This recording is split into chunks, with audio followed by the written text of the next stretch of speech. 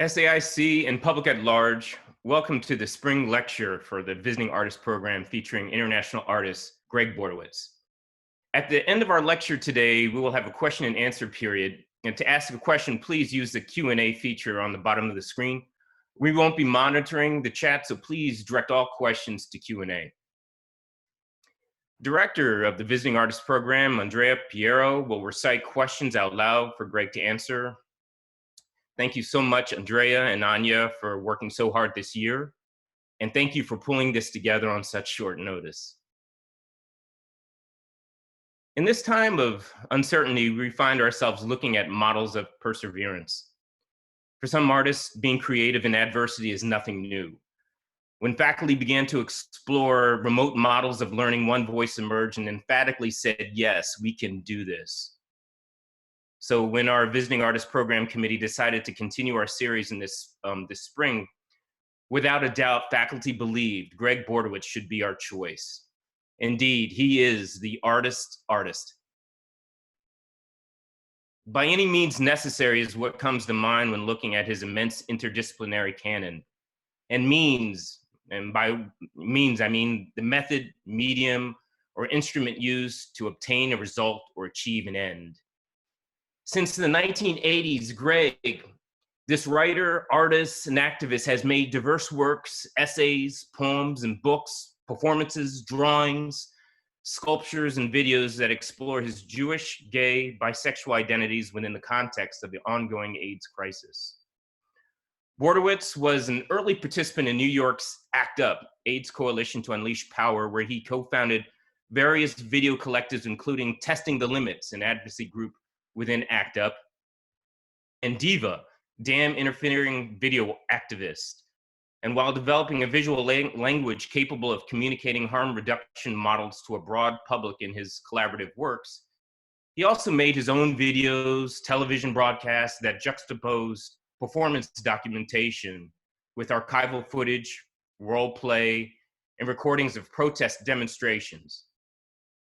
Drawings including and influenced by feminist conceptual art and feminist conceptual art movement. So in recent years, Bordowitz has increasingly introduced poetry, performance as art events, exploring histories of music and televised stand-up comedy. Recently, Gregg's works has been showcased at Reed College, MoMA, and the Art Institute of Chicago for exhibition. I Want to Be Well, named after the 1977 Ramones song, marks the first comprehensive overview of the New York artist's amazing trajectory, which spans 3 decades of production. Moving between multiple genres, the exhibition contemplates an expanded concept of portraiture as mode of political and artistic address. He has received a Rockefeller Intercultural Art Fellowship and a John S. Guggenheim Memorial Fellowship, among many other grants and awards. His work has been shown at the Guggenheim Museum, the Whitney Museum of Art, the Museum of Modern Art, Tate Modern in London, and the list goes on and on and on. We are fortunate to have Gregg here with us today and as a part of our SAIC community. He is currently director of our low-res MFA program. Without further ado, our spring 2020 VAP artist, Gregg Bordowitz.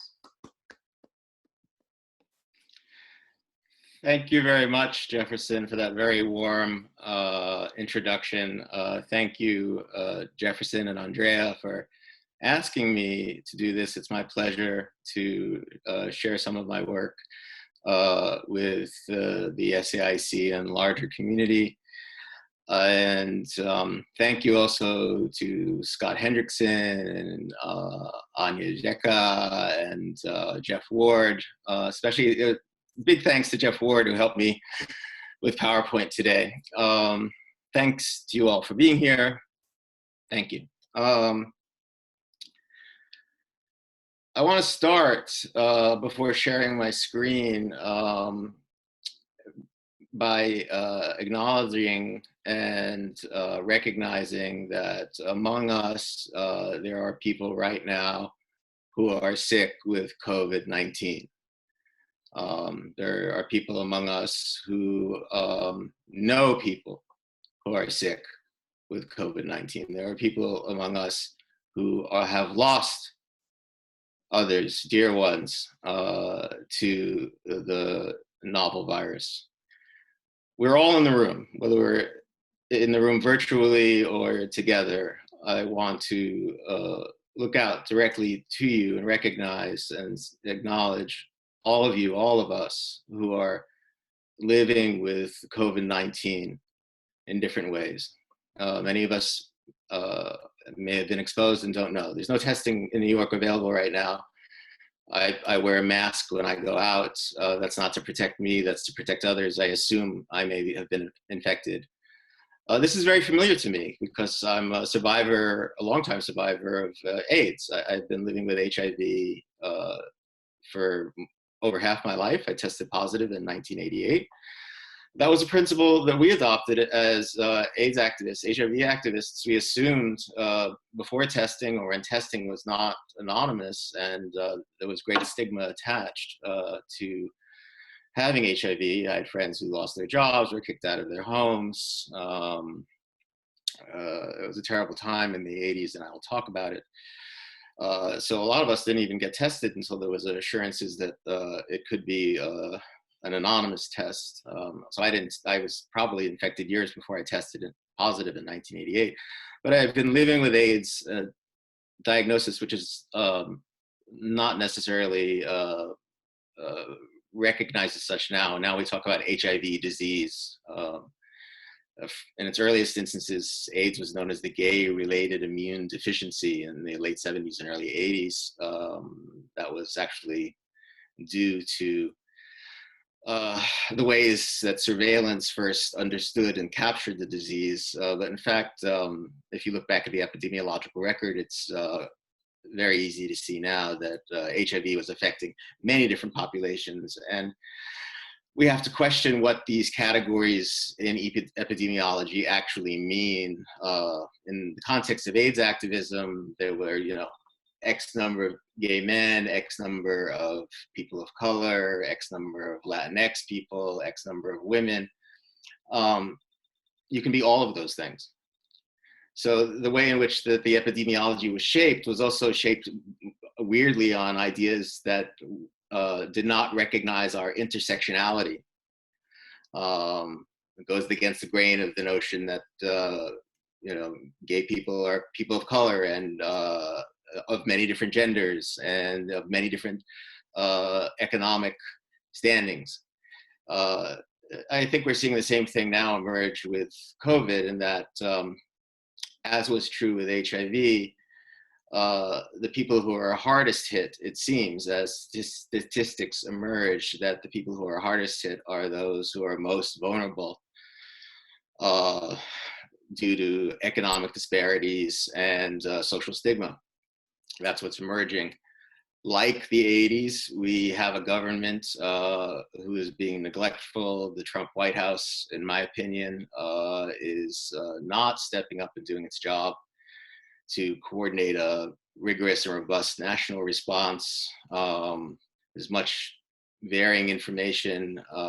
And similarly, in the 80s and into the 90s, the White House, the President Reagan and President Bush were also neglectful, willfully neglectful, actually, because the people who are suffering most with AIDS, people most affected by HIV, existed among people who largely fall outside of the social bargain.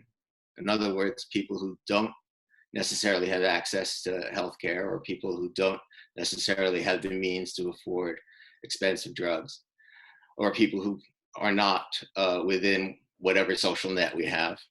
So I'm going to be drawing a lot of analogies between HIV, the epidemic, the ongoing epidemic. The HIV epidemic is still beginning, which I'll argue, and our current situation with COVID-19. There are significant differences, and analogies are as good as they can be. Analogies are good until they're not. So it's compared to HIV, COVID is much easier to contract. It's spread through droplets. HIV takes blood to blood or fluid to fluid contact. It's a much more difficult disease actually to contract. We are facing completely different models of mitigation and harm reduction now than we faced under the HIV epidemic. These differences have to be recognized openly, but still some of the same principles remain, like how I started this talk, recognizing that there are people with COVID-19 among us here together. This was something that and I learned as a person with AIDS in the 80s and 90s. People with AIDS were addressed as outside the general public. The dominant media, television, newspapers, magazines, well into the 80s and into the 90s, talked about a general public that was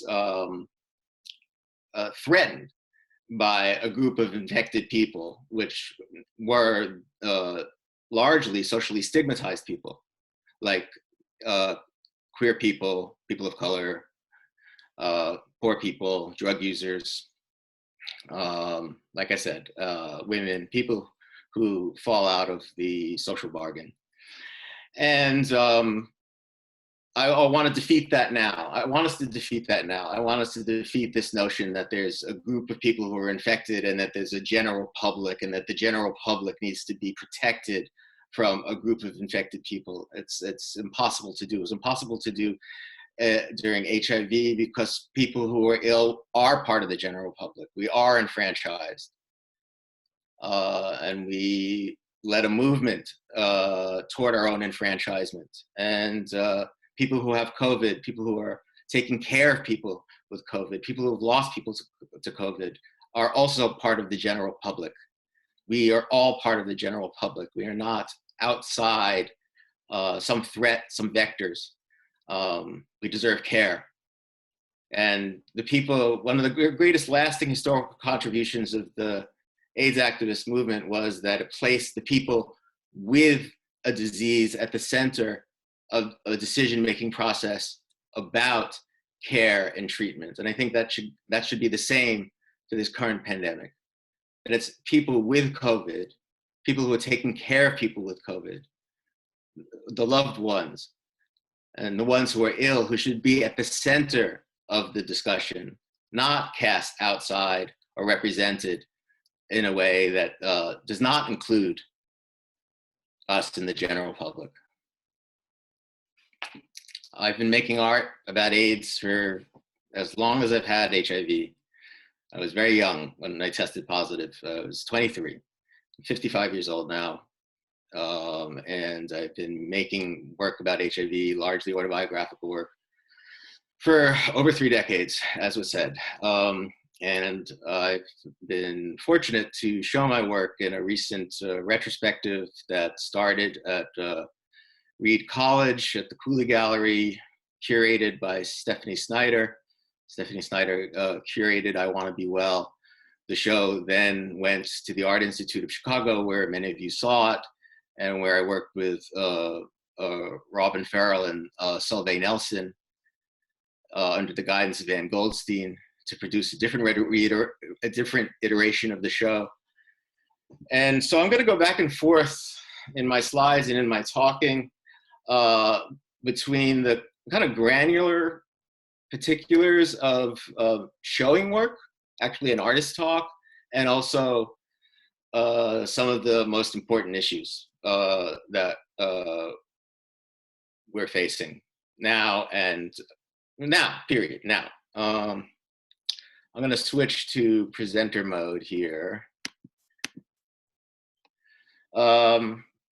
That is the, many of you will recognize, that is the hall or the atrium of the Art Institute of Chicago if you enter the Michigan side.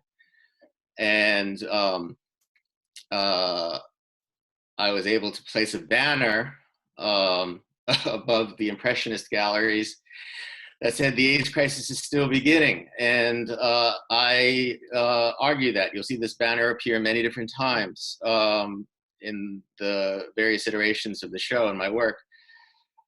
In the future, in the next couple hundred years, if there is a human history, people will look back and say the AIDS crisis is or was still beginning in 2020.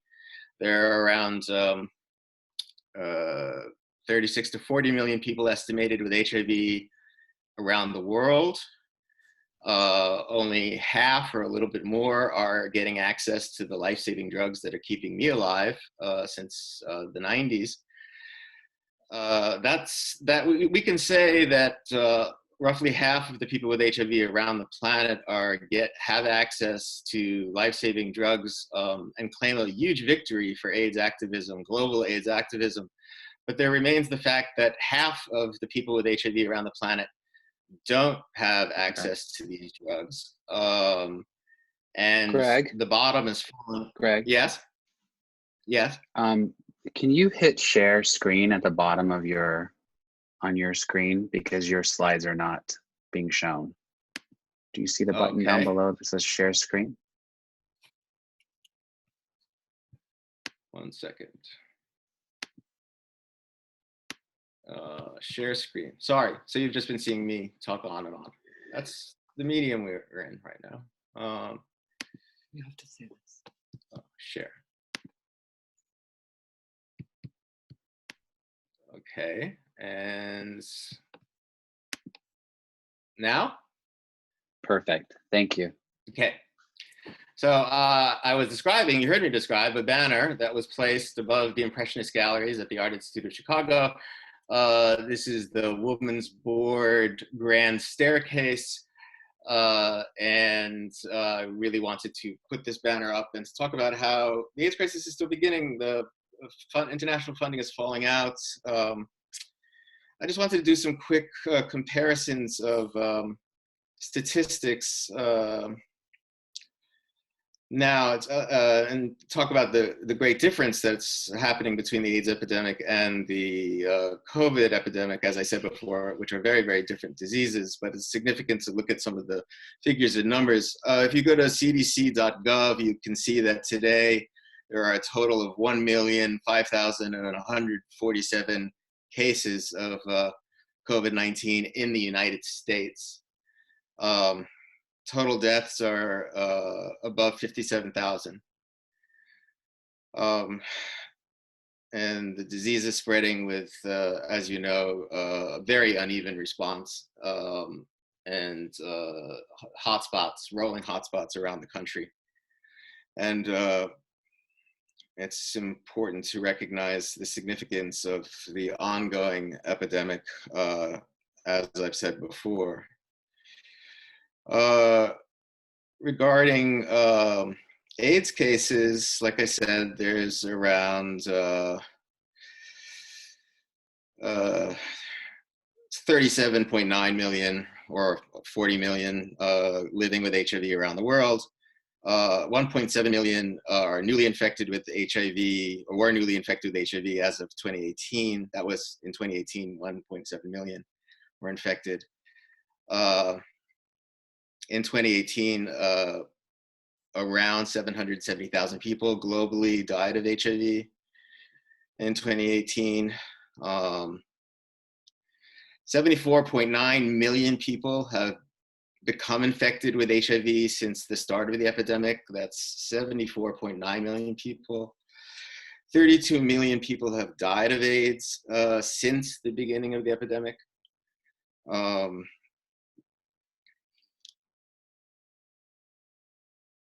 In our country alone, it's important to understand. These are all. I was directly reading from the UN AIDS website. Now I'm reading from the HIV.gov website, the CDC. 1 in 7 people living with HIV are unaware of their infection. In the United States, approximately there are 1.1 million people in the US living with HIV today. 14% or 1 in 7 don't know it and need testing. HIV continues to disproportionately impact certain populations. The southern United States are responsible for half of all new infections. The split between the southern United States and the northern United States replicates a kind of disproportionate infection rate and resource disparity that's replicated on a global level between the global north and the global south. I can keep reading statistics on and on and on. You can just look at them. That was HIV.gov, the CDC, UNAIDS. The recent statistics on COVID are daily posted. It's important to understand that for many of us, for all of us, the AIDS crisis is still continuing. It's one of the leading causes of death of women around the world. So when I make work about AIDS, and I started in the very beginning, I was making it directly in relationship to my survival, the survival of my friends, a government that was woefully neglectful, willfully and woefully neglectful. I'm still doing that. And I also think now that my work is an example or a way of understanding how catastrophes get represented, normalized, and not really resolved. How the kind of spotlight moves on. I do not think that HIV is the most important issue that the globe faces. There are so many issues that we face as a planet, as a species. I'm not arguing that HIV is the most important issue. I am arguing that we're not looking at the many important issues, or we are, but they're, as Marcuse said in the late 60s, we are rationally organized toward irrational ends. So much of what could be going to healthcare is not, and should be. I was really happy, pleased, gratified, honored to be able to put this banner outside of the space of my exhibition, I Want to Be Well, at the Art Institute of Chicago, for it to share space with the arts, to be part of Impressionism, part of that, the entrance into the museum itself. I thought it was a very generous gesture of the museum, which wholeheartedly supported me in making this gesture. But let's go on and look at the first iteration of the show. There's a poster, Gregg Bordowitz, I Want to Be Well. That's the poster for the show, the original poster for the show from the Cooley Art Gallery of Reed College. Again, the show was curated by Stephanie Snyder. You can see the floor plan for the show. And what I also want to talk about is iterations and how artists, or myself as an artist, deal with the ton of information that I want to convey in different spaces. So I want to talk about iteration, site receptivity, and making work in an ongoing way about critical issues that affect people's lives directly in a way that is also preserving as an artist. So you can see actually the show, if you look at the floor plan for the show, it's a beautiful university gallery, college gallery. And so all of the work that you're going to see was in the same place. So I thought of it really as operating within the space of the metaphor, which is a kind of condensed space. It's the space of your dreams. It's where everything appears and is spatially kind of related, as opposed to metonymy, which is a kind of sequential unfolding, like a sentence. So having everything in one space shifted when I went to the Art Institute, and I'll show you those images at the Art Institute, when there was 3 rooms and also the opportunity to show work in the museum outside of the viewing galleries. But here we're back at Reed College. Reed College, you can see we used monitors with pairings of videos early and late. There was a sitting room where people could read poetry and legal cases that I've been part of. We used headphones, and it was a great opportunity I would think of it as a case study show, which is not a pejorative term in my opinion. It was really presented the work as a kind of case to be investigated. And the luxury of this was that it was really on campus. It was on campus, and I saw many, many students coming back. There's 9 hours of video. I'm not going to show you any video. There's 9 hours of video associated with the show. Much of my video, by the way, thanks to Abina Manning and the Video Data Bank, much of my video, for those of you who have access to the Art Institute or the School of the Art Institute, you can see my videos on, I think it's called Panopto, which is an ominous name for software. But the Video Data Bank makes all of my videos available, and you can see them on Panopto. Or if you don't have access to the Art Institute, you can go to the VDB website, vdb.org, and watch 30-second clips of many of my videos. And also, there are quite a number of videos online, like on Triple Canopy, for example, the literary organ. There's a lecture called Gimme Danger, which anyone has access to. You could go to it after this or whenever you're in the mood to watch a lecture. There are quite a number of my lecture performances online.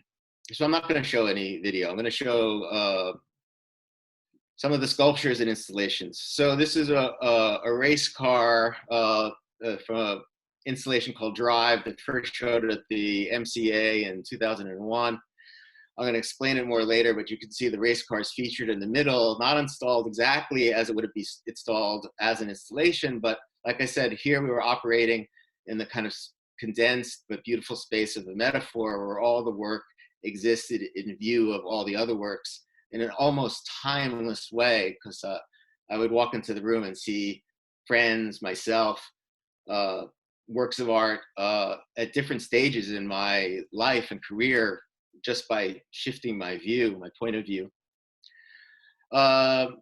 There's 6 drawings that were done in 1996. These are called self-portraits, or self-portraits in a mirror, as they were titled at the Art Institute. Some things weren't even made as art. For example, in 1996, a very significant year, the protease inhibitors, the drugs that keep me alive, became available. So I started doing daily drawings of myself in the mirror because I started to lose weight. I used to be a fairly zoftig, heavy person. I liked being a big person. I lost a lot of weight when through HIV and being on the drugs, and I became preoccupied with this weight loss and thinking of a lot of people like Eleanor Antin and other feminist artists and other artists. I just started doing these drawings of myself in the mirror, and these are the ones I preserved. And while we were going through the archive, which is just my storage unit in Chicago, Stephanie said, these have to be shown. I never intended them or made them as art. These were just things that I do daily, like I write daily. A lot of things that I do don't get presented. They're part of a larger reservoir of my work. There's a sculpture that you see either on your right or the left, depending on your facing. It's on my right. I'm looking at the screen, that you'll see more of. In this iteration, it was called Icy Moondrops because that's the color of the wall that I chose. I changed the color of the wall for that installation. Every time I show it, you'll see a different iteration at the Art Institute. It's based on Baroque drawings of clouds, and it's just made out of plaster and gauze. This is what it looks like. I'm not really a sculptor, but I guess I am, since I made one or a few. So there it is. These Baroque clouds were on the top of a sarcophagi in the historic district of Vienna. There's a backstory behind it, but I want to keep to time, so I'm being mindful. Again, these are just different views. That was a viewing room. This is how the videos were shown. This is basically the beautiful gallery at Reed College. I'm just going through. There was a vitrine with ephemera, lots of ephemera. There were portraits. That portrait was taken by my friend Lee Shai, who died of AIDS in the early 90s. You can see again the video monitors where people could sit and watch different videos and also see the aspects of different installations. There, the AIDS crisis is still beginning is part of that installation from 2001.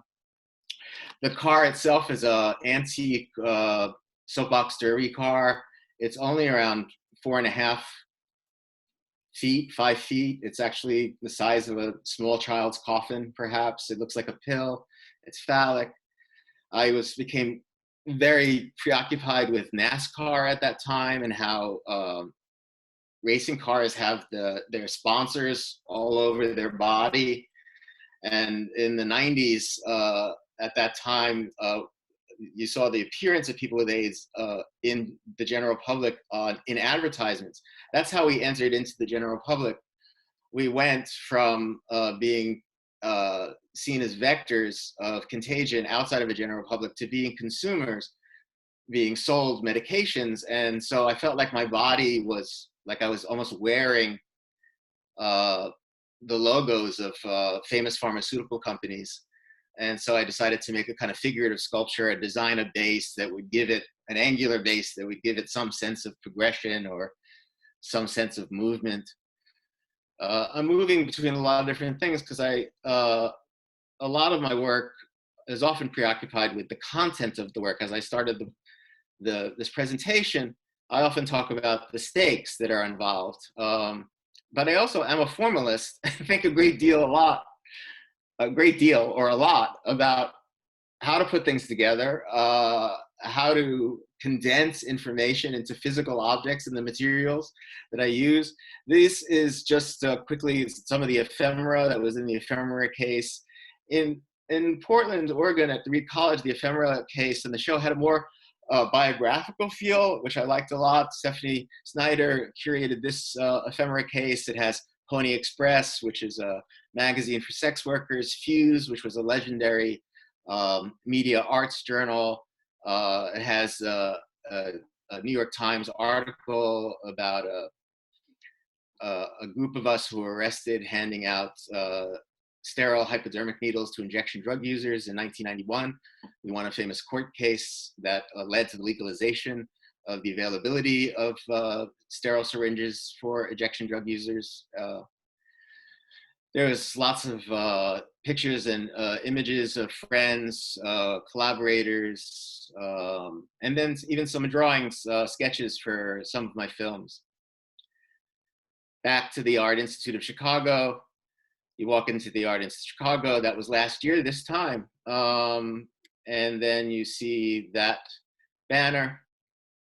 This is where the show at the Art Institute was. Many of you probably saw it. This is the entrance in Griffin Court in the modern wing.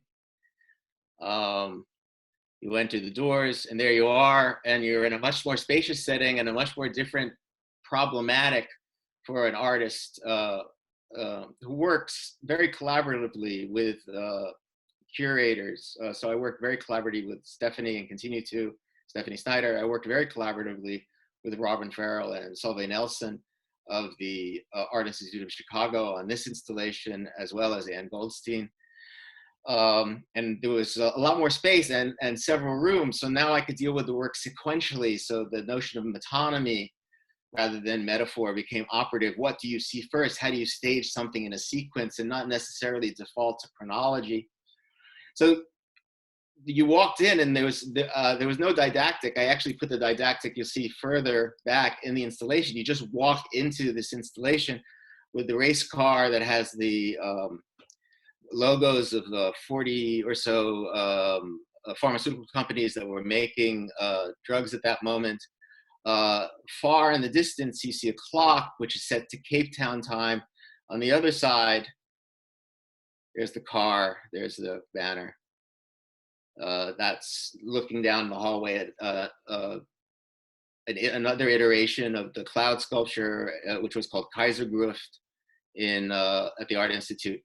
There's the other clock. So there's two clocks facing each other, some kind of an homage to Felix Gonzalez Torres, except the clocks are always set to Cape Town time, linking myself to a South African AIDS activist named Zaki Ahmed, and the time of wherever the exhibition is. So in this case, it's Chicago time and Cape time, and the car crosses an axis like it's crossing a finish line, but not quite crossed the finish line. And there's the racing banner, which is actually made by a company that makes banners for races. You'll notice also that there's a red stripe, 3 inches, it's a 1/2 inch red stripe, 3 inches above the floor. It's the red stripe that's taken off of the race car and applied on every wall throughout the exhibition, including the hallway and to another room. What does the red line do? The red line makes different shapes it plays with the perspective wherever you are in the gallery, subtly or not so subtly. It looks like the ways in which hospitals direct you to different rooms or places within the hospital. You know, follow the blue line, follow the red line if you've ever been in a very large hospital. It's blood red, so it could be a vein. It's a connective tissue that goes throughout the exhibition. This is the vantage point. There's a hallway. The only thing that was activating that hallway was the red line that you can see, 1/2 inch red line, 3 inches above the floor, leading to a wall. You can see the sculpture much better with the red wall. I'll explain that sculpture in a minute. Right now, I'm just giving you different views. So that banner was on the wall that didn't go to all the edges. Behind that wall was another room that had ephemera. There was the didactic. So the didactic was in the second room you enter, which I liked that, because instead of having to stand in the doorway and read the didactic, actually the didactic comes at a different moment in the exhibition. It's in this space, which was behind the wall that had the banner on it. And it has a vitrine with ephemera that was included in Portland, and some more ephemera because there was more space, and also the drawings that are in that room as well. There's the ephemera case and a television. That was the only television. I like using CRT monitors because they default or go to television ratio, and much of my work is about television and old television. And so I like using the CRTs. I use the monitors, the speakers that come with the CRT monitors instead of focusing speakers. I hate those focusing speakers. I hate those bell speakers. I like the sound to come from the source. Again, this might not be important to you, but these issues are just as important to me as some of the other issues that I'm facing. These are the art issues. There's the drawings, the 6 portraits from 1996, facing a wall of photographs by various AIDS photographers, not necessarily my own. There's a video called Habit. You can hear the sound of Habit, which has lots of protests. So those 2 rooms were actually filled with the audio sounds of protest. There's the individual portraits that I drew every day. And ended up being considered within the corpus of my work, but again, I didn't intentionally make them to be so. There's the vitrine, there's some of the pictures that you can see of AIDS activist demonstrations by various photographers. These are not my own photographs. There's the video setup that I talked about. There's the vitrines. And in this vitrine, it was less biographical in the sense that there were less pictures of me, but there were more ephemera, books that I've written, not collaborations exactly, but collegial relationships. So there's photos from Zoe Leonard that I used in my book, The AIDS Crisis is Ridiculous. There's a book where some of my poems appear in a Glenn Ligon catalog. There's 2 books that I wrote, one about Glenn Ligon, one about General Idea. There's an issue of LTTR that I contributed to. There's a Jack Whitten. Jack and I were friends. I wrote a poem for him. We did an exchange. He gave me a drawing. I really wanted to show how as an artist, though I'm understood in a certain way as a didactic artist and a political artist, and I am those things, I claim those things, I own those things, but that I'm very much involved with conversations and very open to and write about. I have a practice of writing about other artists, abstraction, thinking about abstraction. I think that the distinction between figuration and abstraction was largely defeated, certainly is defeated now. As is the distinction between the word and the image. There's a picture of Marlon Riggs in a magazine that's a poster from an Isaac Julian film, some books, Queer Looks, Pleasing Desire, that were really important to us. Other ephemera, Adrian Rich's Compulsory Heterosexuality, Martha Rosler's Service, lots of Eileen Miles poetry, early criticism, AIDS, early AIDS information, photographs by Lee Shai, Ben Shah's book, The Shape of Content, which is very influential on me.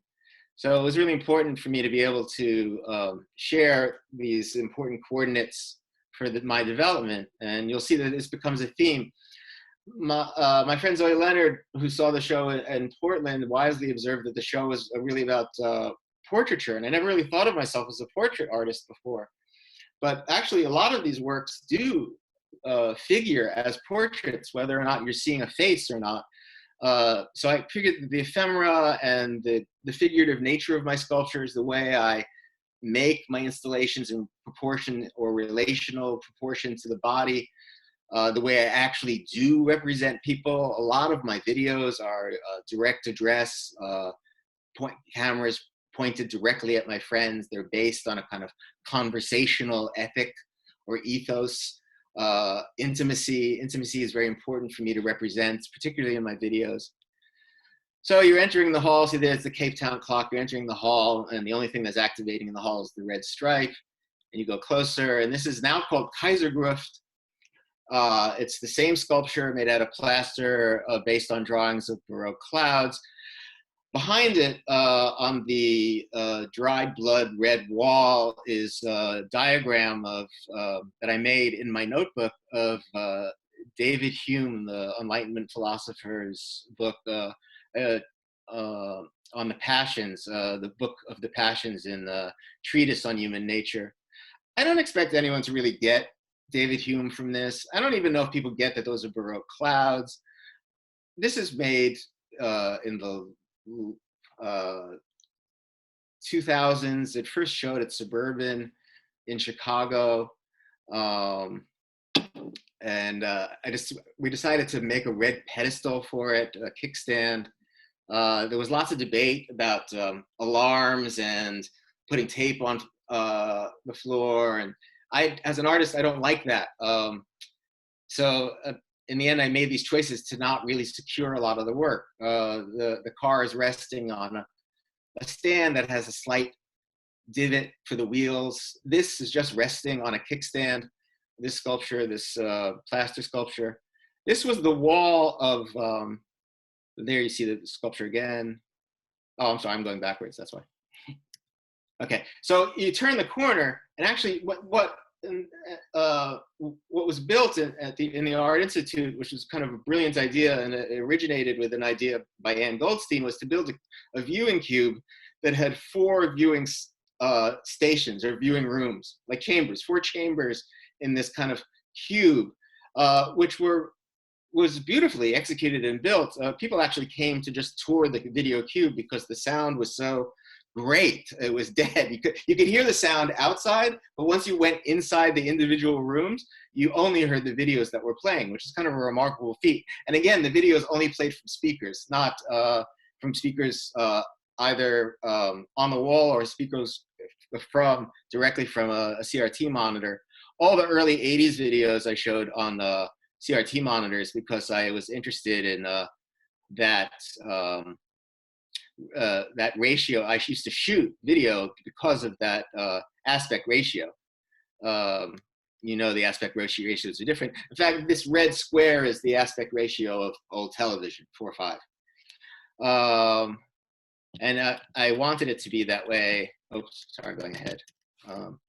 wanted it to be that way because, yeah. So I purposely did this so that it looked like the entire wall was red. And as you progress and get to the point of the sculpture, you realize that actually it's at this aspect ratio. And then you go forward and then you realize there's more to see and you hear more. And on the walls, there are poems. And there are 24 poems from a poem cycle called Debris Fields. The debris field is the fields of debris that scatters after a plane crash. The poems are all made, there you can see the video viewing chambers. There's the poems on the wall, spaced out evenly. They're about 4 feet high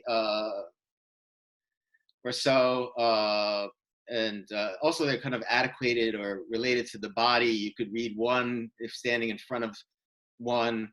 All the poems in Debris Fields are nouns. Each line is 10 syllables, and every word in the poem is a noun. And this goes around 3 walls, and you'll see. And but I was thinking about Maya Lin's Vietnam Memorial. I was thinking about memorials. Rather, at the AIDS quilt, we often read names of people who've died. If you've ever attended an unfolding of the AIDS quilt, or it's common at many memorials when there are multiple deaths to read the names aloud. I'm very familiar with it within the context of AIDS. And so I decided I would make this debris fields of just common objects.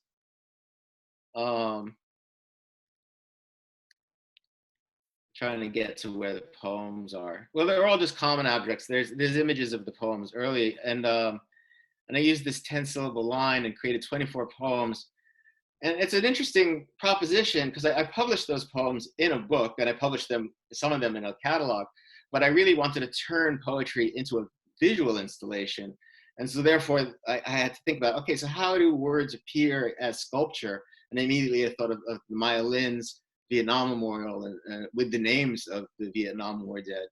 I also was looking around the museum and seeing the names of philanthropists long gone who had contributed to the museum, carved into stone. There's evidence of it in Roman architecture too, where names are carved into stone.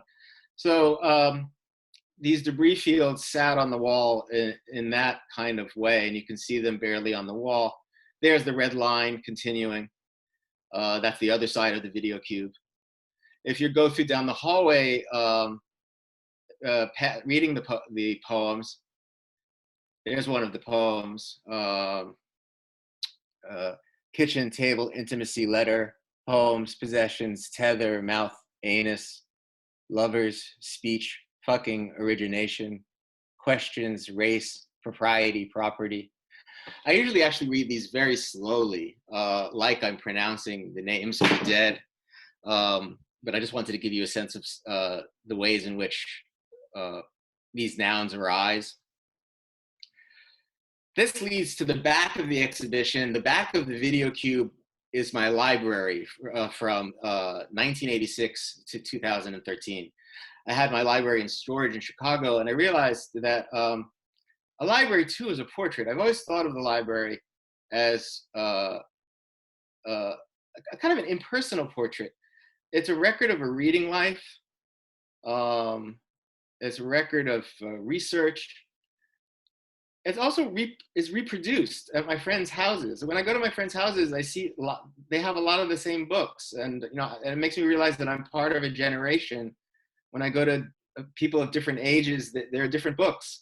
A person's library is a very personal thing, and at the same thing, it's a very public thing because it's all about what we've shared intellectually. I'm very much interested in the intimacy of a shared intellectual life.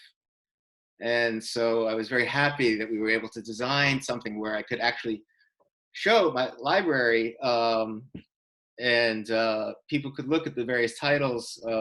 Again, it's from 1983 or so to 2013. And libraries proliferate everywhere. So there's lots of more books here in New York where I'm broadcasting from.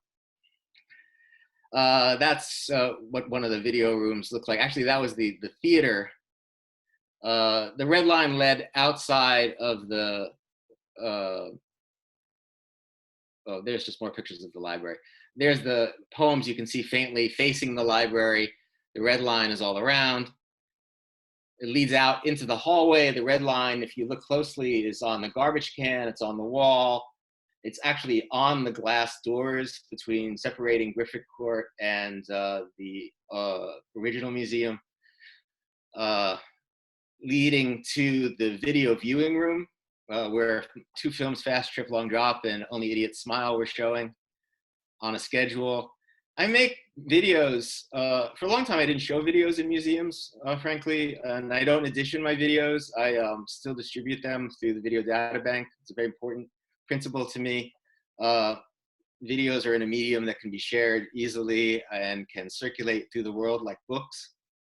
And I see no reason to edition them, streaming them, sending them. In ACT UP, we used to make videos of demonstrations and look at them the very night of the demonstration to review how it looked. And we try to get it on the local news if no news showed up. We also sent hundreds of VHS tapes to groups around the world. This is before the internet, before online, but some people have written about that as a kind of prescient way of understanding network society, a globalizing society. That's the entrance to the film, video, and new media room. This is one of the videos showing in that theater. That's outside Griffin Court again. There's the banner under the Rodins. I'll end here because I know I'm pretty much on time, I think. So I can start answering questions. Great. If you would like. Yes, thank you so much, Greg. We have a number of questions here, and we'll try to get through as many as we can in the time that allows. So the first question, I've been thinking about the diversity of protests that are happening across the states now, from Instagram posts that call out the incredible failure of bureaucracy to those gathering in front of state capitals in anti-quarantine protests. What are anti-quarantine protests actually about? How is protest changing? Well, it's always been true that protest is available to groups of all kinds of ideologies. So at the same time that I was doing AIDS activism, the anti-abortion, anti-choice movement was at its height. I am pro-choice. I support a woman's right to choose very strongly. But the same tactics are available to all nonviolent. I approve of nonviolent civil disobedience tactics. Personally, I'm committed to nonviolence. I'm a pacifist. I will only be involved in nonviolent civil disobedience, have been very much, often. It is people's rights. We live in a democracy. It is people's rights to protest peacefully and to congregate. To congregate during a pandemic poses an interesting question. Why is it that some people feel that they're immune or not subject or not at risk and others do? That does have very much to do with density and population. I lived in New York at the height of the AIDS crisis in New York.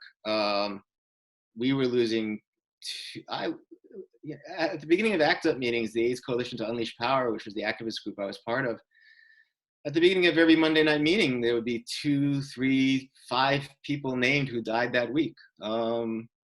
People you saw last week would be gone the next week. We were very attuned. Most of us assumed we were positive. Most of us, and a lot of us, ended up testing positive when anonymous testing became available. I'm very interested in the history of AIDS activism, and there was always AIDS activism all over the world since the beginning of the epidemic. So New York was not the center of the world, and HIV is not now, nor has it ever been, simply a gay man's disease.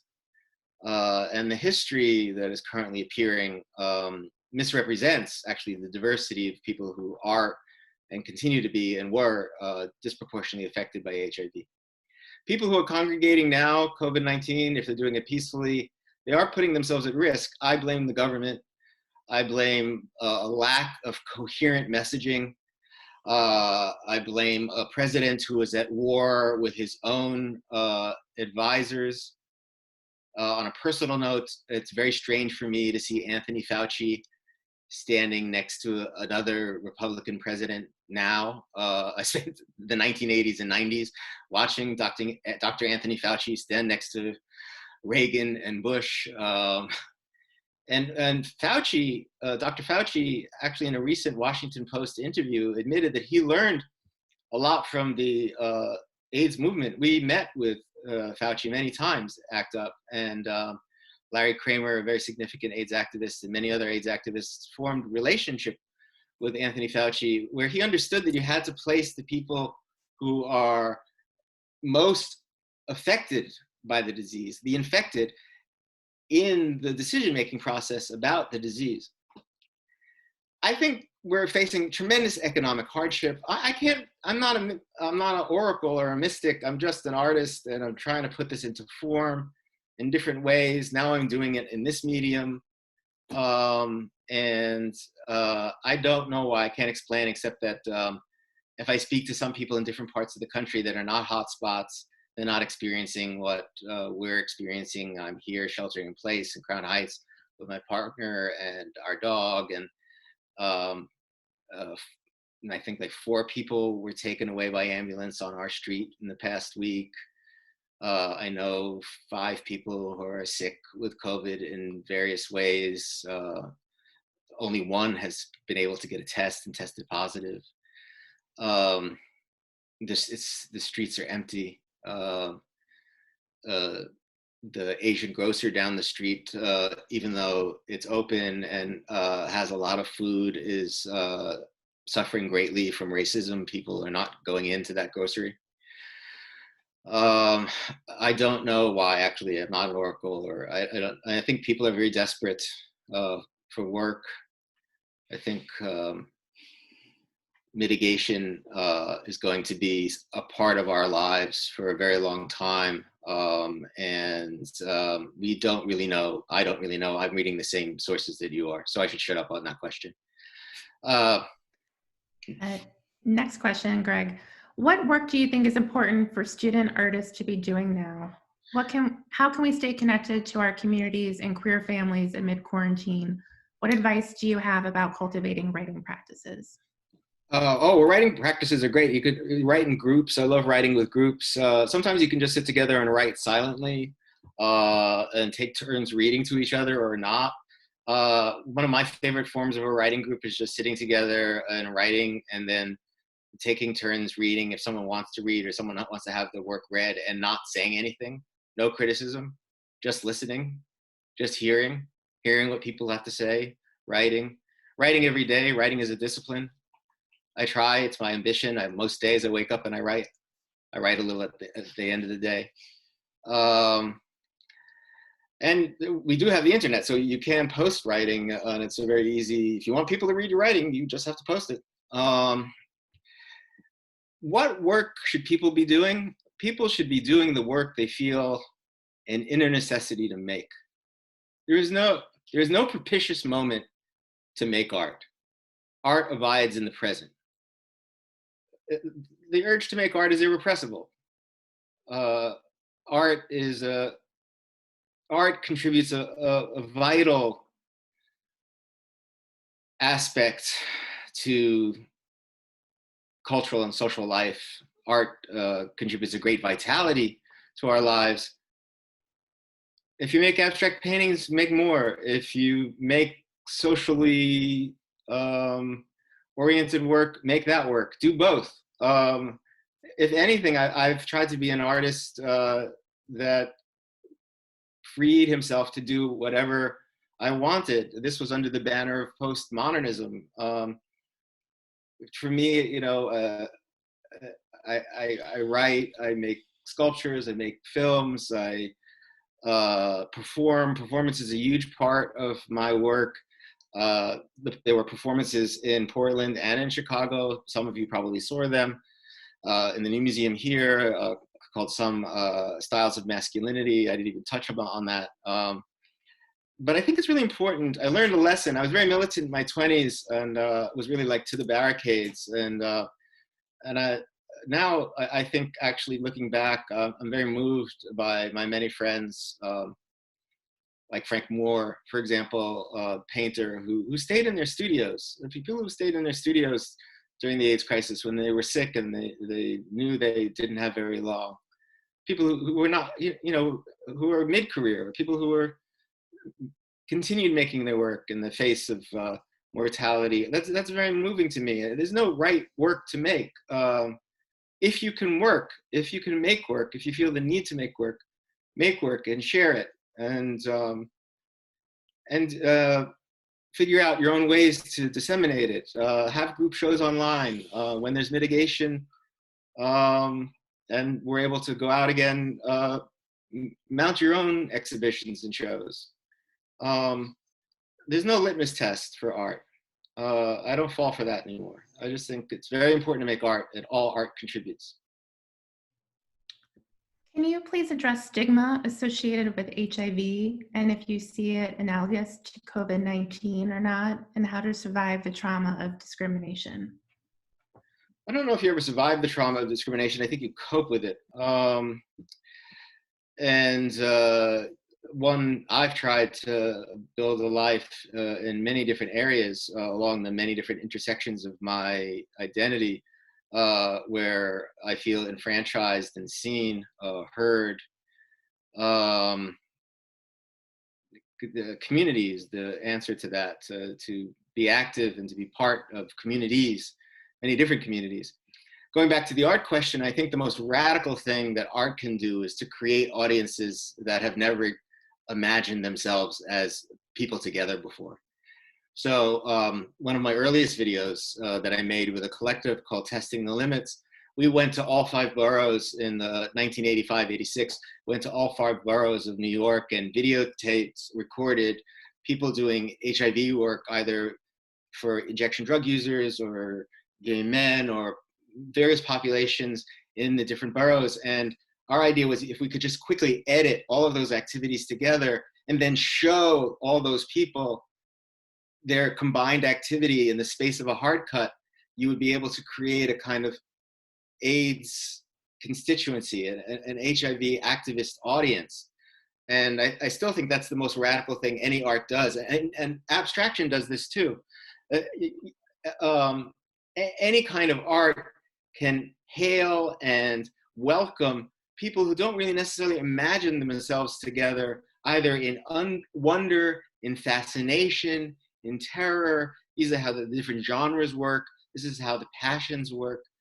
I'm very much interested in Bertolt Brecht, the famous playwright, and actually one of the most important German poets of the 20th century. We know him more as a playwright. He's actually one of the most important German poets of the 20th century.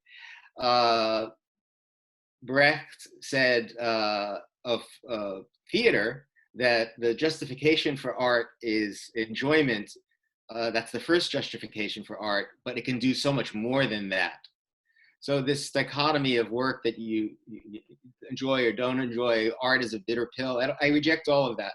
I think we have to use all the tools that are available to us to stimulate and cause curiosity. I'm personally very interested in the notion of radical amazement, producing radical amazement. I believe that you can produce new emotions. I think emotions are historical. What we call anger now is not necessarily anger 100 years ago, or it figures very differently. Yeah, next question. What do you know of the effectiveness of programs such as UNAIDS? If so, do you think they are truly helping? And if not, what are some recommendations from your perspective? Well, UNAIDS has been tremendously effective, and so have AIDS activists all around the world, and government initiatives. AIDS activists did pressure the US government to give more money for national and international funding. Under the Trump administration, that's changed. Early on in the first year of the Trump administration, by executive order, Trump reallocated $9 million from healthcare, most of it from HIV designated recipients to the border. So there was a direct shift, ideological shift in the Trump administration to take money away from healthcare and put it into militaristic policing and criminalizing, militaristic policing of the border and criminalizing refugees. So the Trump administration has not been very effective and is not very promising in relationship to healthcare in general.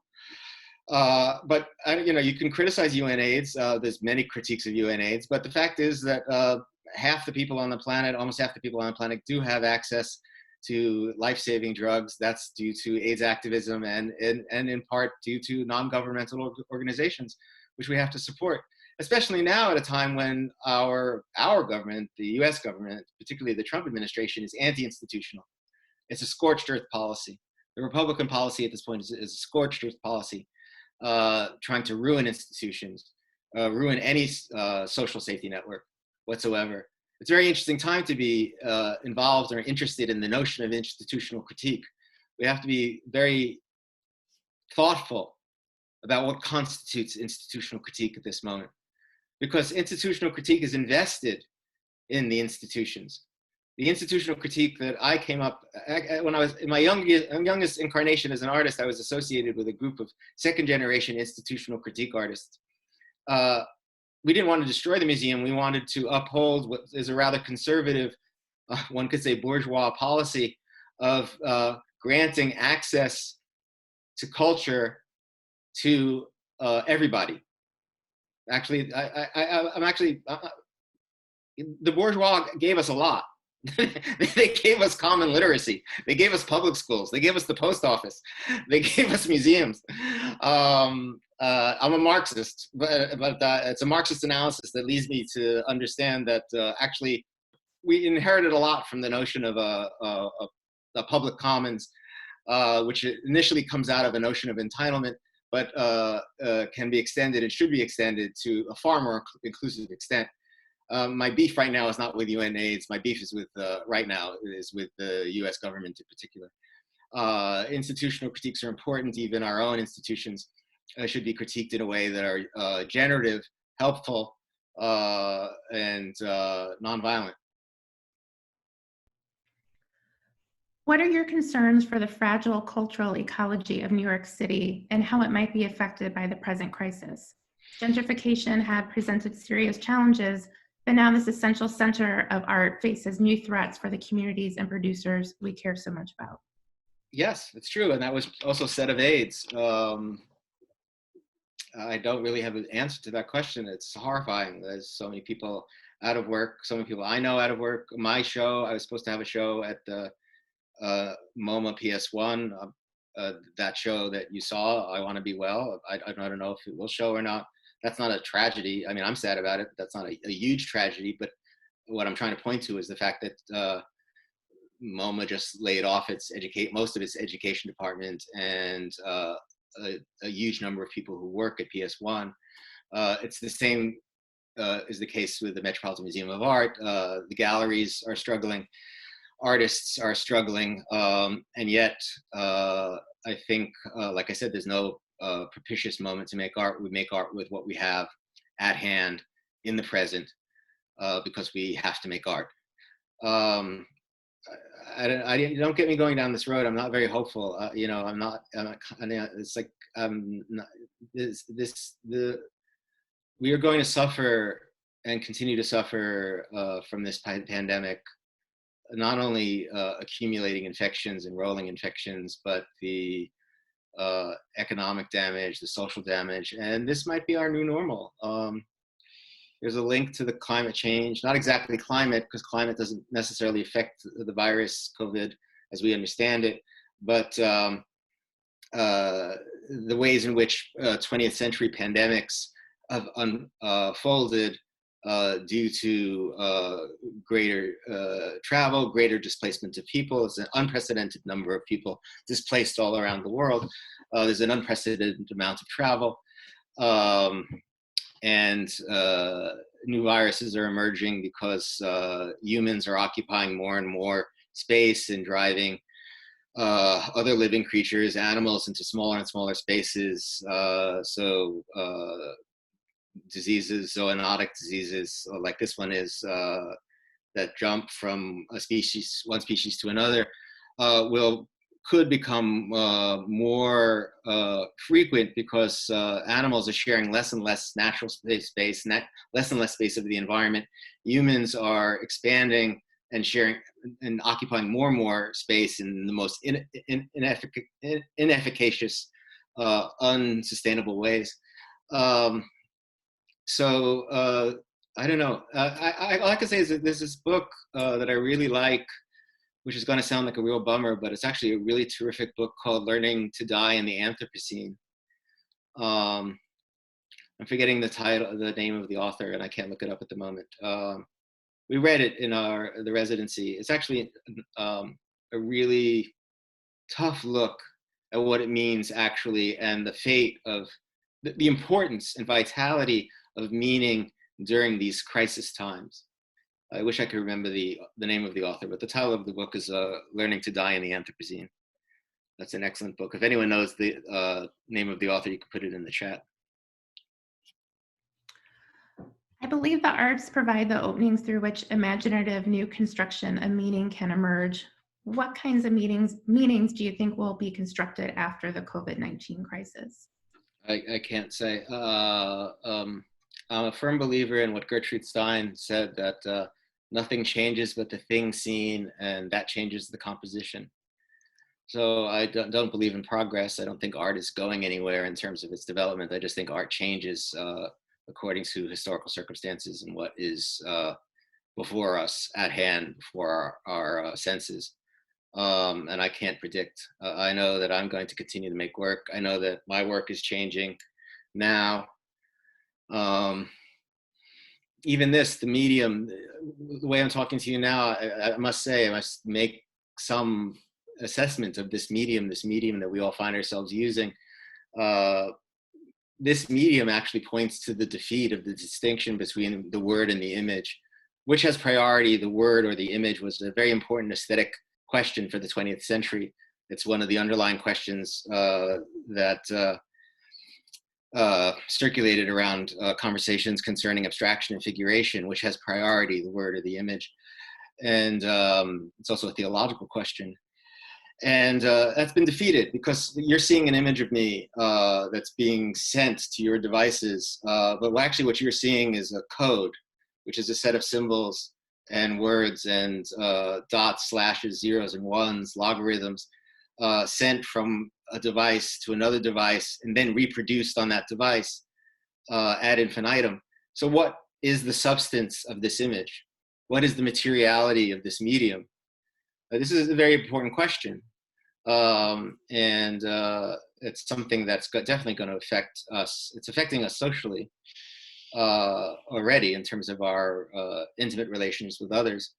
It's going to have an effect. I don't know what it's going to have, how it's going to have an effect on younger people, older people. I don't really know. You know, I can't imagine. I have friends who have children. I have a godson who's in his 20s. We've all gone through such different rapid technological changes that I don't really know what kind of effect this mitigation is going to have. Or a friend of ours, their child saw an empty playground and started to cry because he didn't know if he'd ever be able to go back into the playground. I can't imagine being a 5-year-old during this. So I can't really answer the question. Gregg, we're running out of time. I'd like to just take one last question, and this is from Stephanie Snyder. When we began working on this project almost 5 years ago, your retrospective, I often felt like I was asking you to be personal in an uncomfortable way, and yet your work has always been personal. What would you like to say to students about the personal in their work? Sure. Well, I make a distinction. I've never thought of myself as a confessional artist. I draw a somewhat specious distinction, but it's been useful to me, between confession and testimony. And it's specious because confession could be a testimony and a testimony could be a confession. But in general, I associate the notion of confession, regardless of religion, but confession as being absolved, asking to be absolved of some shame or guilt. Whereas testimony is a call for witness. This is how I'm conceiving it. Again, this is like a false dichotomy, but I'm trying to describe two different things. I'm very interested in witness, testimony, the relationship of the speaker to the witness, the relationship of speakers, those testifying to those witnessing, empathy, the intimacy that arises out of empathy. At the same time, I don't think empathy arises out of something that is necessarily unique. We're all unique, but what we share is language, what we share is meaning, or what we share is falls within our senses. And so there's a way of being personal in my work. All my work is autobiographical, but and it comes from a really deep reservoir of self-examination, research, the library, the writing, only a fraction of which I put into the work. And I don't put anything into a work of art or anything out in the world unless I'm willing to let go of it. And I only want to tell you things about myself that I think resonate with experiences that you're having. That's how I understand the feminist notion of the personal as political. That you're telling stories that other people are experiencing. You're sharing experiences. And the personal part has to do with stakes and investment and subject position, but ultimately it's about plurality. It shouldn't devolve into the singular. That's what I worry about. In all of my work, I worry, am I telling you something, am I sharing something that is deeply personal, but is it devolving around me, or is it resonating and vibrating with shared experience? It's my aspiration to resonate with shared experience. We are out of time. Gregg, thank you so much for sharing with us tonight and for your generosity. And thank you to all of our viewers. Thank you, Andrea and Jefferson, again, for inviting me. It's an honor to be able to share my work in this way. I'm just very grateful. Every day I look to something to be grateful for. It helps, just saying. Even in the midst of a horrible time, even at the moments when I was myself very, very sick, it always helped to look to something around which you could feel gratitude, because it's there. So I am grateful to you all, and I wish you that you are all safe and well and recovering, and I am sorry for your loss and your grieving, and I share all of that with you. Thank you.